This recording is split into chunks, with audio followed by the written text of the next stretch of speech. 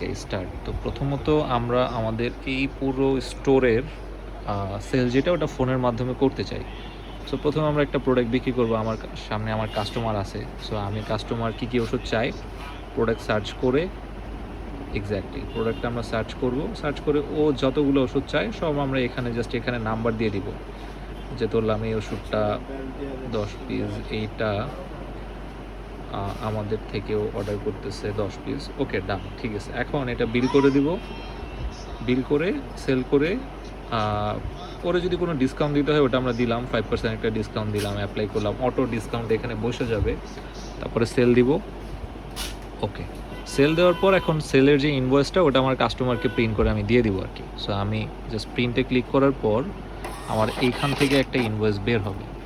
ইনভয়েসটা যেটা থাকবে এরকম ইনফরমেশন থাকবে, এখানে কত পিসও অর্ডার করতেছে, প্রাইস কত, কি টোটাল কত, ডিসকাউন্ট কত হইলো, অ্যান্ড ফার্মেসির নাম উপরে লেখা থাকবে, ফার্মেসির ফোন নাম্বার, অ্যান্ড এই হচ্ছে যে আমাদের সেলস ইনভয়েসটা। সো একদম খুবই ক্লিয়ার একটা, অ্যান্ড কে এটা বিক্রি করছে ওটা দেখাচ্ছে, পেমেন্ট স্ট্যাটাসটা কি ওটাও এখানে সুন্দরভাবে দেখাচ্ছে।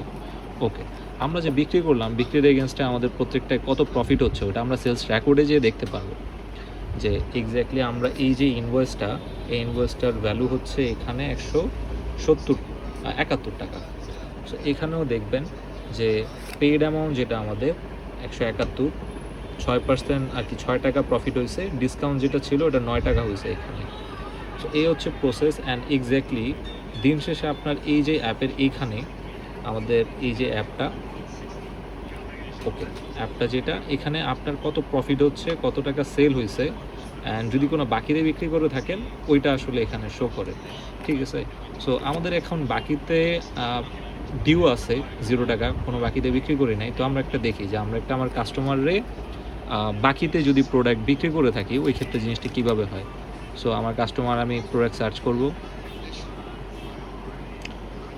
সার্চ করলাম এই প্রোডাক্টটা আমার 10 পিস আমি বিক্রি করতেছি, আরেকটা প্রোডাক্ট নেই,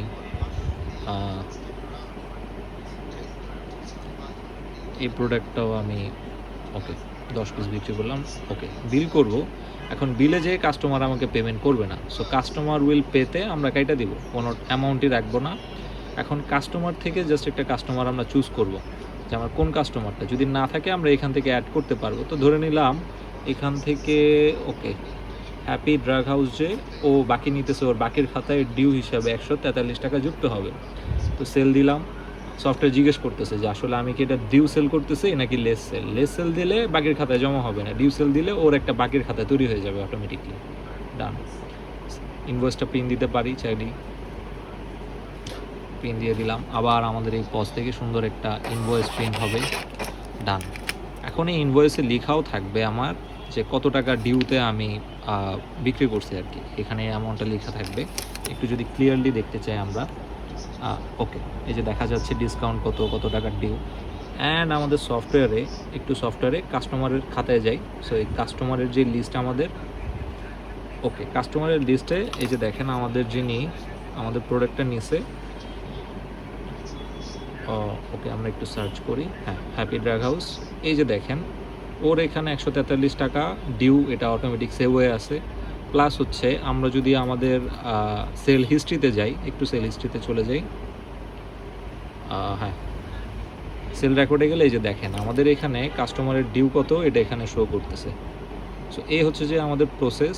এখন যদি আপনি চান যে আপনার স্টকটাও ম্যানেজ করবেন, যে স্টক কীভাবে ম্যানেজ করবো, সো আমাদের অটোমেটিক প্রায় 26,000 প্রোডাক্টেরও ইনফরমেশন দেওয়া থাকে প্রোডাক্ট লিস্টে।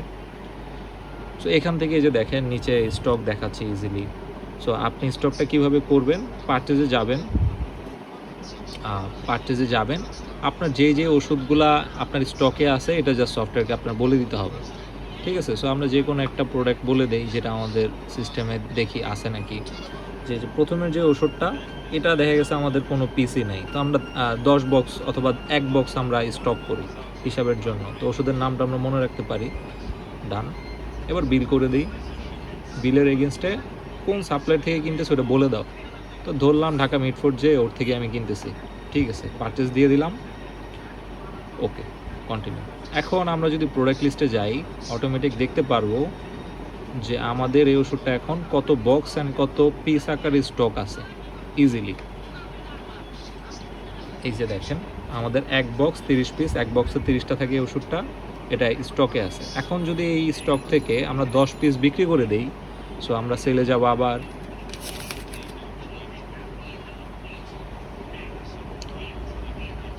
সেল থেকে আমরা 10 পিস বিক্রি করে দিলাম, ওকে ডান।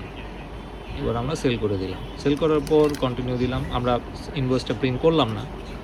সো এখন প্রোডাক্টের থেকে যদি সার্চ দেই দেখবেন যে স্টক থেকে 10 পিস ওষুধ কমে গেছে। এই যে দেখেন আগে ছিল 30 পিস, এখন এখানে 20 পিস হয়ে গেছে। সো এই হচ্ছে যে পুরো প্রসেসটা। এই ছাড়া আপনি সফটওয়্যারে আপনার এক্সপেন্স ম্যানেজ করতে পারবেন, XYZ যে শর্ট লিস্টটা আপনি চাইলে শর্ট লিস্টটাও ম্যানেজ করতে পারবেন, রিপোর্ট থেকে কত টাকা প্রত্যেক দিন প্রফিট হচ্ছে এই জিনিসগুলোও দেখতে পারবেন। সো ঠিক আছে, ডান।